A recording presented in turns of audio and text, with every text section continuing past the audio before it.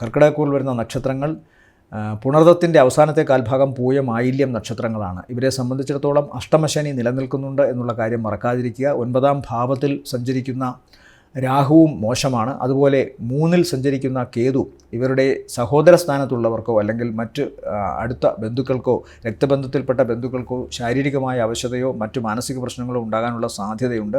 എന്നാൽ ഈ നക്ഷത്രക്കാർക്ക് തങ്ങളുടെ പ്രവർത്തനങ്ങളിൽ കൂടുതൽ സജീവമായി ഇടപെടാനുള്ളൊരു മാനസിക ധൈര്യം കിട്ടുന്ന ആഴ്ചയാണിത്. പ്രത്യേകിച്ചും ഇവരെ സംബന്ധിച്ചിടത്തോളം 5ാം ഭാവത്തിൽ നിലകൊള്ളുന്ന ശുക്രനും അതുപോലെ തന്നെ ബുധനുമൊക്കെ തങ്ങളുടെ പ്രവൃത്തികളിൽ അങ്ങേയറ്റം മികവ് പുലർത്താൻ സാധിക്കും. ബുദ്ധിശക്തിയും ക്രിയാത്മകതയും നല്ലവണ്ണം പ്രയോഗിച്ചുകൊണ്ട് കർമ്മമേഖലയിൽ കൂടുതൽ ഇവർക്ക് വ്യാപരിക്കാൻ സാധിക്കുന്നു എന്നുള്ളത് സാമ്പത്തിക നേട്ടത്തിൻ്റെ ഉറപ്പാണ്, ഭാവിയിലെ ഉറപ്പാണ് സമ്മാനിക്കുന്നത്. അതുകൊണ്ട് പൊതുവേ പ്രവർത്തന രംഗം ഗുണകരമായിട്ട് കാണുന്നു. വലിയ ദോഷങ്ങളൊന്നും ഇല്ലാതെ തന്നെ സാമ്പത്തിക നേട്ടം ഈ ആഴ്ച ഇവരെ അനുഗ്രഹിക്കുന്നതായിരിക്കും.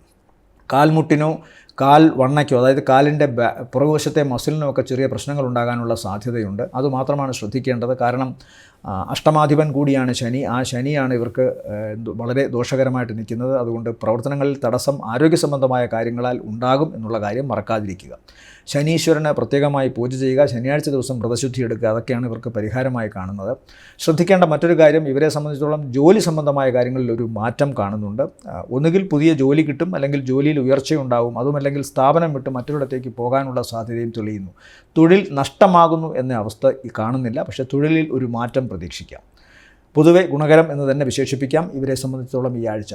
പ്രധാനപ്പെട്ട നല്ല ദിവസങ്ങളെന്ന് പറയുന്നത് കർക്കിടകക്കൂറിനെ സംബന്ധിച്ചിടത്തോളം 10, 11, 12, 13 ഗുണമുള്ള ദിവസങ്ങളായിട്ട് കാണുന്നു.